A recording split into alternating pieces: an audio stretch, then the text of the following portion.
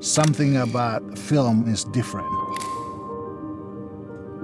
It has a texture. From lens to camera, falling off around the edges of the film, to have the vignette, how it captures the light. Yes, you can get into the tools that we have to create that from digital capture, but it's not the same as capturing in film, especially 65, because the grain structure is different, the images look different, you know, it's something very unique. For Oppenheimer, the filmmakers used film as their tool of choice. My name is Hoyte van Hoytema. I'm the cinematographer of Oppenheimer. We've done 4 films together now, and every film brings a tremendous amount of challenges with it. Chris had written into the script the cues for black and white and color. He thought it was a good idea to use it sort of to distinguish 2 different storylines in it.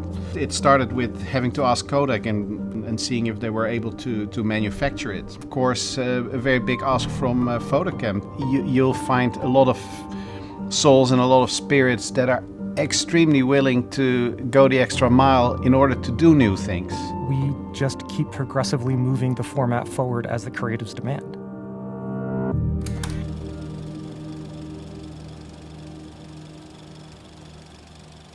On Oppenheimer, what Nolan wanted to do with 65mm and black and white hadn't ever really been done before. It was a long process in a way, not as easy as we thought it would be, you know. The major new challenge was handling black and white in 65mm format. Now, black and white in 65mm hadn't been manufactured in decades. Kodak had to figure out how to make it. It involved working with our lab engineers on processing that product. The introduction of the black and white photography, we all knew it was going to be a challenge and potentially gorgeous. And one of the things that we have is a laboratory, a film lab that we can develop and promote and keep the ball rolling.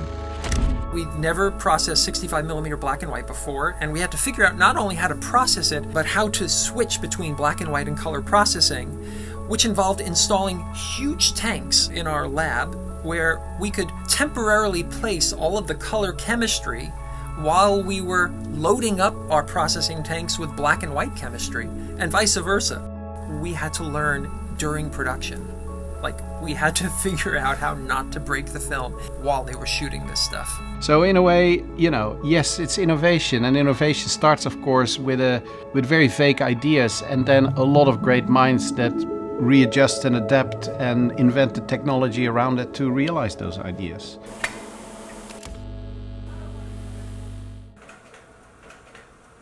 Our guiding objective was to give people a chance to see the film without any sort of digital filter in place. During production, that meant printing everything they shot. After the edit, we have to cut each section and then glue it together. Final prints are made from the assembled sections. That's when Hoyte and Kristen, the lab color timer, work together to perfect the color of every shot. That's where we start, every day, for months.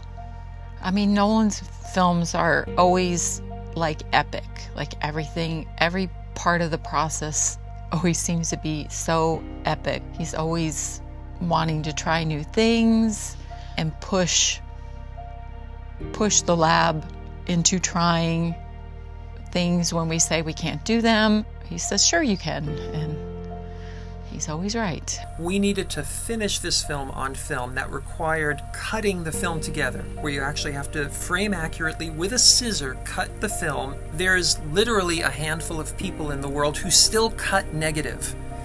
And one of them specializes in 65mm. Her name is Simone Appleby, and we bring her over from Paris every time we're doing a 65mm project. Basically, you take the negative and you cut it to the director's vision. And you do that by means of an EDL, which is a list that comes out of the Avid, which just gives you every single shot. And then you have a work print, which is the print version of this, and you roll the negative against the print, and your last visual reference is a QuickTime with the key numbers written on it as well. It's a 3-hour movie, so there's a lot of shots. There's over 3,000 shots in there, so that obviously takes time because it means that there's some short takes and it's cutting dialogue, so that takes more time and you have to be very careful. I don't just do neg cutting, of course, but yes, it's fun to do a 65mm neg cut for sure. If you see Oppenheimer in IMAX 70mm film, you're replicating the experience that Chris and Hoyte had when they first viewed and fell in love with the film. We believe that in the analog way, and staying in the analog way, we maintain the highest, resolution possible. We want as many people to see this on film as possible. And then, of course, we want as many people to see it who can't see it on film, who don't have the access to a venue to see it on film, to be able to see the best possible representation of the movie in a digital environment. We were able to manipulate the images and make them to look exactly how Hoyte and Christopher intended for them to look on film. On the final tweaks, we had to split screen the image between a digital and a film in the screen and match the film identical throughout from reel 1 all the way to the end. You keep the integrity of the film in both medias to look about the same.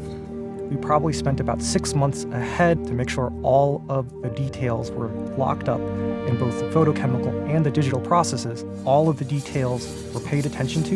If anything was different, that we noted it ahead of time, and that we were able to simply have them sit down and agree that we had done the work ahead of time, and that what was on the digital side was matching the film side. The dedication to film capture allow us to continue to provide these services on a scale that makes it possible for them to use it on feature films and television shows. It's fairly easy to shoot on film. I'd love people just to try it out. Film is extremely tolerant, very rewarding process. It is not at all as intimidating as a lot of people think. It's almost native to the format that it has this ability to pull a little bit respect out of the people that are surrounding the camera and rely on the film to sort of capture not only what you physically see, but also captures the energy that is put into it and the love that is put into it. It's a very, very special, very magical, but also a very concrete process that is very easy to sort of grasp. I would say do it, Don't hesitate. Just go for it. It's a beautiful thing.